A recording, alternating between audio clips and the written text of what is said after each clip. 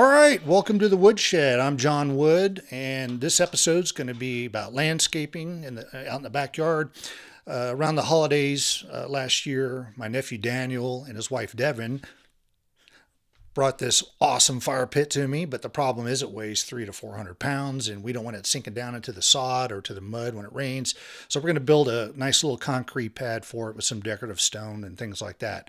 But before we get started, I'd like to do a couple of shout outs here. First of all, to my buddy he's in Panama right now, but he has a YouTube channel called Maskey Finance. I'll put the link down in the comments below. And my buddy Tom Llewellyn, who helped me get this channel going. He really helped me push through some of the technical challenges with things like software and editing. And then finally, my smoking wife, Cher, who's been very patient with me with buying equipment and spending time up here and doing all the producing. So you can see the pit here. It's just awesome. It has that Game of Thrones feel, and you could tell by the construction of it. It looks like it weighs a lot. It does weigh a lot. So first we start off by kind of drawing out a circle here, just some rebar and a scraper going around to cut through the sod. It's about 5 foot in diameter. It took a couple of days to excavate the material. It was a lot of caliche, a lot of rocks, things like that.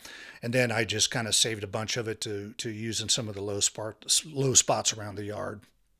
Okay, so to kind of frame this up or form this up, I got a couple of metal edging pieces from Lowe's and just connected both ends to each other, made a little circle like this. Use a framing level to level it off, shim it up underneath with rocks and things like that. Then I just kind of filled it in with some random bricks I had lying around, and then some landscape gating that we bought. It was much cheaper than buying rebar. And of course the concrete we use is ready mix.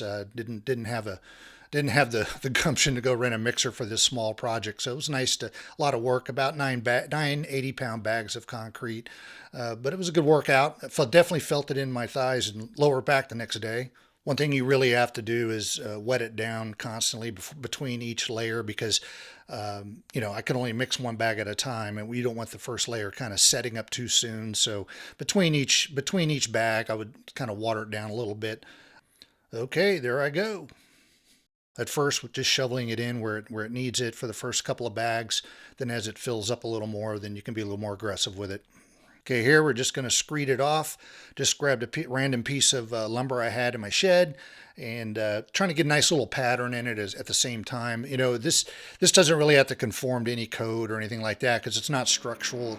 It's just decorative more than anything. So, but it's still a good 4 inches thick and it hardened up pretty nicely. It's probably better off than my foundation of my house, to be quite frank with you.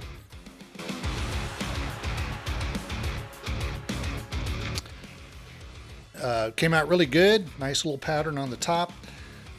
Now we're ready to put some pavers in there.